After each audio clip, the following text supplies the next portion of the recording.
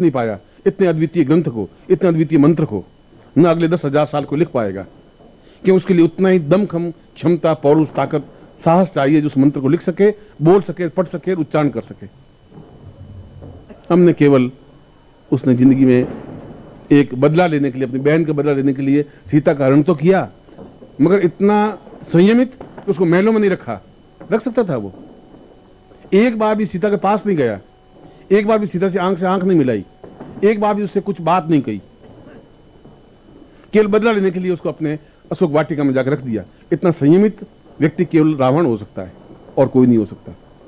बाकी ये तो राजा था, कुछ भी कर सकता था, सीता के साथ कैसा दुर्व्यवहार कर सकता था, उसने नहीं किया। गया ही नहीं। जब भी अशोक वाटिका में गया तो मंदोदरी को साथ लेके गया है, चाहे तुलसी का रामायण पढ़ ले, चाहे वाल्मीकि रामायण पढ़ ले। इतना संयमित जीवन व्यतीत करने वाला, इतना तेजस्वी और मेधावी व्यक्तित्व, ये तो एक विभीषण के उस कुचक्र से उस रावण की मृत्यु हो जाती है, समाप्त हो जाता है। मगर उसके बावजूद भी जब मृत्यु के बाद में जब विभीषण कहता है कि मैं दाह संस्कार रावण का नहीं करूंगा, क्योंकि दुष्ट था, राम ने कहा कि दुष्ट तो वह था ही नहीं, उसके जैसा विद्वान, उसके जैसा अद्वितीय व्यक्तित्व पैदा ही नहीं हुआ विभीषण। वह मुझसे भी ज्यादा श्रेष्ठ था, क्योंकि मुझे इतना ज्ञान नहीं था जितना रावण को ज्ञान था। यह तो एक समय है कि उसको परास्त होना पड़ा, मैं विजयी हुआ। बाकी उसको परास्त काल भी नहीं कर सकता था। उसको परास्त मैंने नहीं किया, तुम्हारे कुचक्र ने किया विभीषण। तुम इसके पाप के भागी हो, इसलिए उस पाप के भाग को दूर करने के लिए तुम उसका दाह संस्कार करो। राम जैसा व्यक्ति भी ऐसा कहना पड़ रहा है, उसको भी उसकी प्रशंसा करनी पड़ रही है, उसकी सराहना करनी पड़ रही है। खैर, ये विषय अलग है। मैं स्वर्णप्रिया साधना के बारे में आपको समझा रहा था। इसलिए आज की रात्रि को वही क्षण, स्वर्णप्रिया क्षण या सिंह लगन के क्षण 1:17 से लगा करके 3 बजे तक आएगा। अभी कितने बजे? 1 बज गया, 12:15। तो 1:17 से शुरू होगा क्षण और ठीक 3 बजे तक क्षण रहेगा। इसका मतलब है कि करीब 1 घंटा और कुछ मिनट, 1.5 घंटे के आसपास रहेगा। इस 1.5 घंटे में आपको वह साधना करनी है जो आपके जीवन की अद्वितीय साधना बन सके।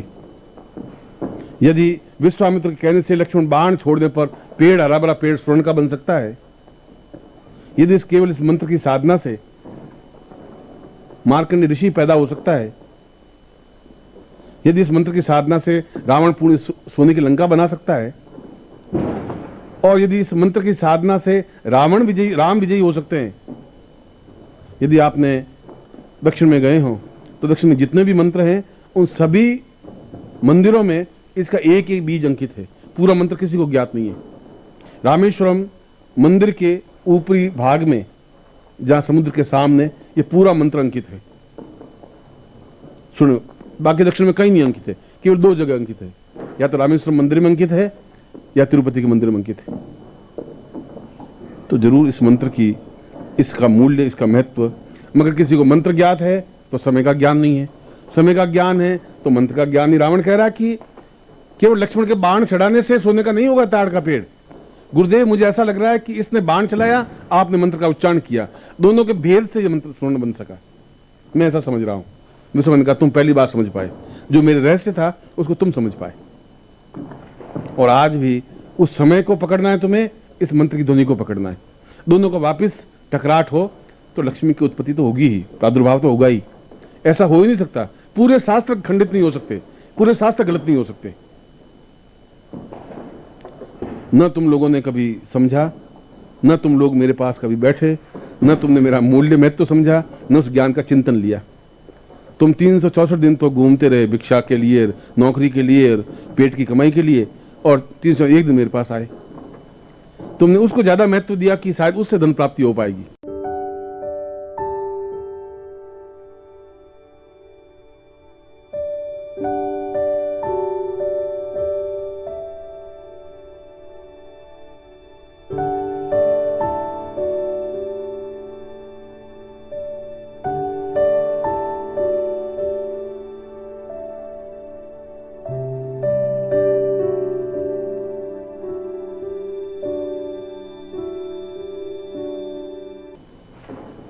नौकरी करने से या तोल हाथ में, डंडा हाथ में लेने से उससे लक्ष्मी प्राप्ति नहीं हो सकती।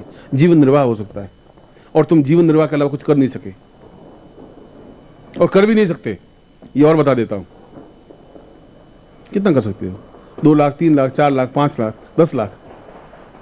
10 लाख की आज के युग में कोई वैल्यू न तो उसमें थी, ना आज है, न 10 साल बाद कोई वैल्यू होगी। ऐसा कुछ हो ही नहीं सकता। तुम्हारे 10 लाख में आनंद प्राप्ति नहीं हो सकती, सुख प्राप्ति नहीं हो सकती। तुम्हारे 10 लाख से बहुत निश्चिंत निर्भीक नहीं बन सकता आदमी। तुम्हारे 10 लाख का कोई मूल्य महत्व नहीं है।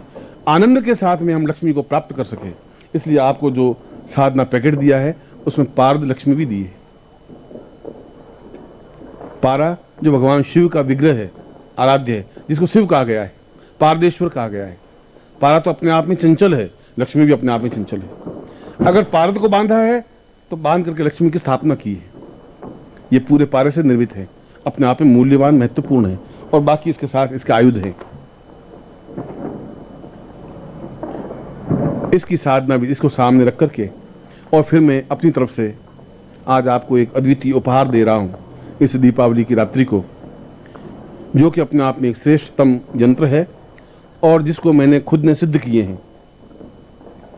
और सिद्ध करने के बाद में उस यंत्र को भी मैं आपको दे रहा हूं, जिससे कि आप उसके सामने उस यंत्र को एहसास कर सके।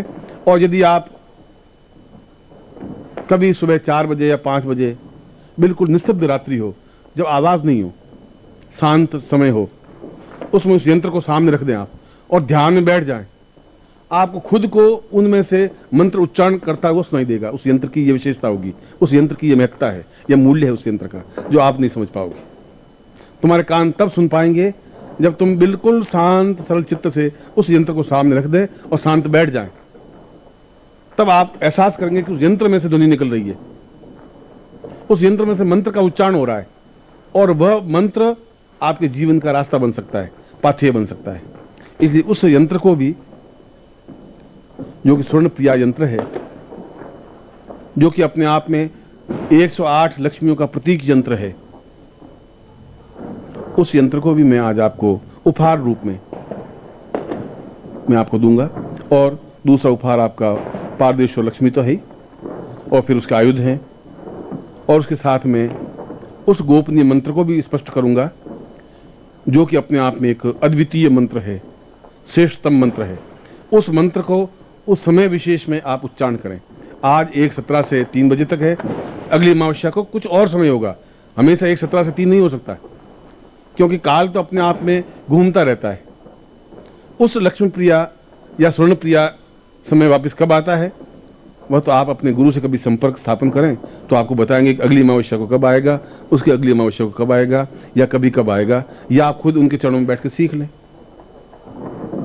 या फिर आपके पास कोई ऐसी ज्ञान हो, चिंतन हो, या फिर उस यंत्र को सामने रख करके उस ध्वनि को सुन ले, तब भी आपको समय बता देगा वो कि इस समय विशेष में स्वर्ण प्रिया समय क्षण है।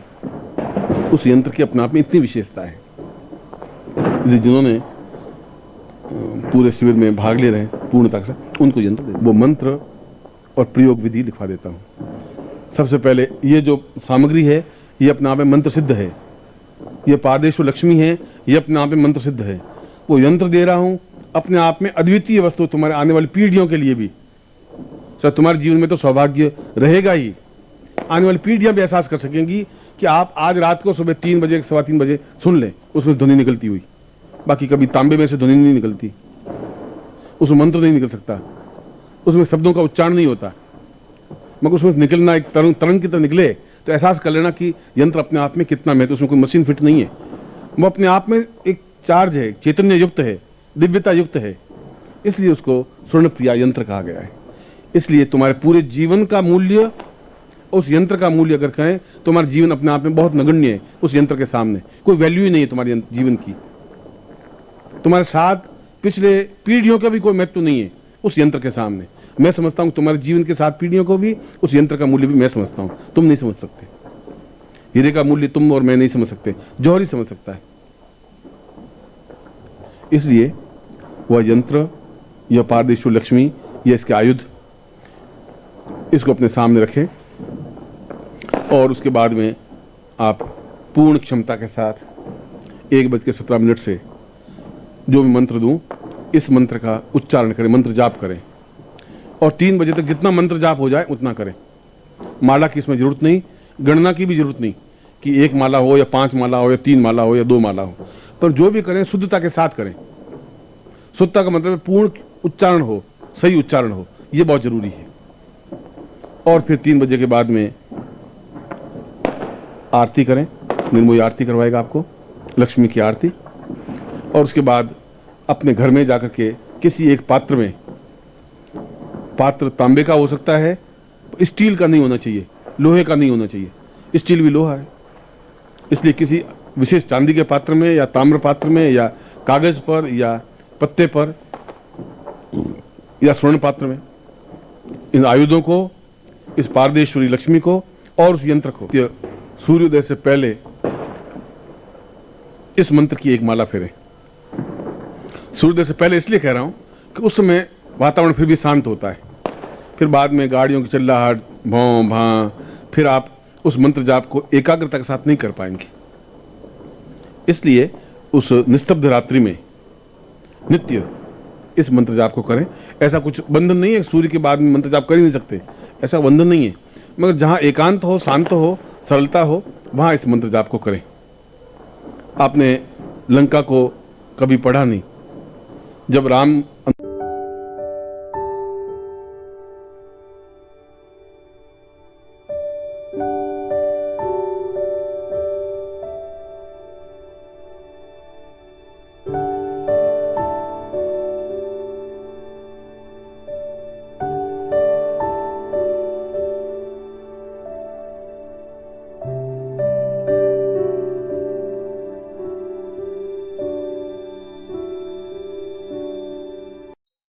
ओम परम तत्वाय नारायणाय गुरुभ्यो नमः।